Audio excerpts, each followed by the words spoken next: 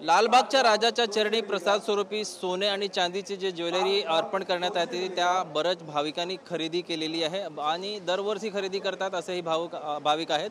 आमच्यासोबत एक महिला आहेत ज्या अनेक वर्षी खरेदी करतात। ताई तुमचं नाव सांगा। माझं नाव रश्मी सोलंकी शर्मा आहे आणि माझं माहेर इकडचंच आहे सांता क्रूजचा। मग लग्न करून मी नैनितालला राहते आणि तिकडून मी इकडे आले गणपतीसाठी आणि मी दरवर्षी घेते लालबागमध्ये सोनं, कारण की हे सोनं नवसाचं आहे। हे सोनं म्हणजे किती लकी आहे, म्हणजे हे बंगडी पण मी जे घातली आहे ना ते 5 वर्षापूर्वी घेतली होती। एवढी लकी झाली आहे माझ्यासाठी बिझनेसमध्ये, कामामध्ये, हेल्थमध्ये। आणि दुसरं काय, हे नवसाचं जो सडवलेलं सोनं आहे ना ते त्याची जी आभा असते ना ते पॉझिटिव्ह वाइब्स आणतात आपल्याला। असं कोणतं तरी ग्रीडचं नाही आहे, म्हणजे लालचचं नाही आहे। मी आता जे घेतलं ना ते बापांची अंगठी घेतली आहे, ते त्यांच्याकडे आहे। ते बापाची अंगठी घेतली आहे जे हातात असं घालू शकतात, जास्वंदच्या फुलाची। आणि तुम्ही काही पण घेतला ना, लहान ते लहान मूषक पण घेतलं ना ते तुमच्या घरात खूप पॉझिटिव्ह वाइब्स आणतो। आणि आता लालबागचा राजा म्हणजे नवसाचा देव, आणि नवसाचा देवचा कोणाची नवस जे पूर्ण झाली आहे आणि त्यांनी आपल्याला दिले, म्हणजे विचार करा त्याच्यात किती चांगले ब्लेसिंग्स असणार, म्हणून घेतात। हो, की ही जी ज्वेलरी आहे तुम्ही बाहेर सुद्धा खरेदी करून घेऊ शकताय। नैनितालवरनं तुम्ही इथं आलात आणि खरेदी करताय, तुम्ही म्हणता दरवर्षी येतं, पण ते काय कारण आहे? मी घालते, घरात ठेवते, देवळात ठेवते। जे आम्ही माझ्याकडे 1-1 किलोचे 2 मोदक आहे, ते पण आम्ही घरात ठेवले।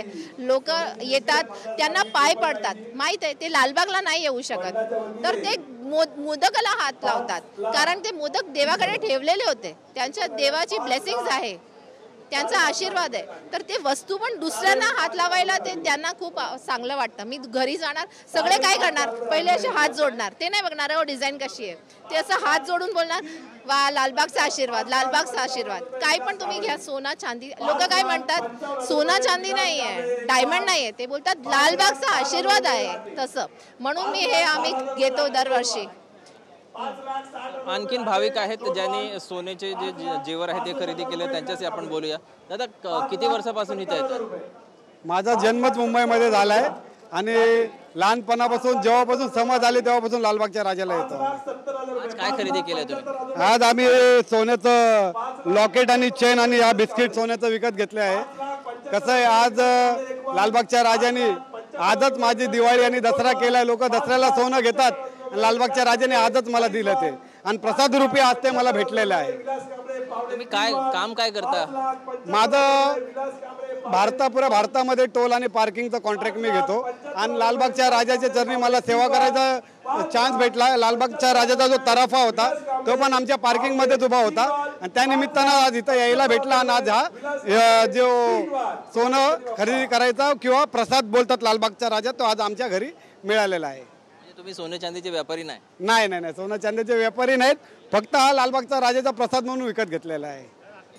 इतर जे भाविक आहेत, कारण दरवर्षी हा सोहळा होतो, म्हणजे जे लिलाव होतो तो होतो, काही भाविकांना तुम्ही मेसेज द्याल का? एवढंच बोलू इच्छितो की देवाच्या चरणी काही माती असली तरी ते घरी आणल्यानंतर ते सोनं होतंय। तर आज हे सोनं मी घेतलेलं आहे लालबागच्या राजाच्या चरणी, ह्याच्याहून माझ्या घरामध्ये सुख समृद्धी येईल, तर अशीच सुख समृद्धी पूर्ण विश्वात असावा हीच लालबागच्या राजाच्या चरणी मी प्रार्थना करतो।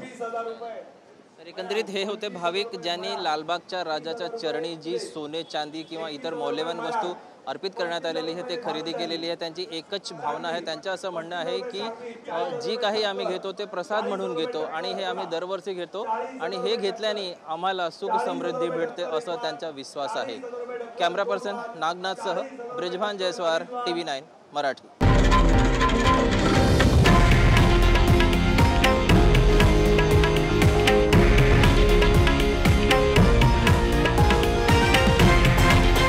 हे आहे देशातील नंबर 1 न्यूज नेटवर्क, आणि आपण पाहत आहात TV9 मराठी, एकमेव।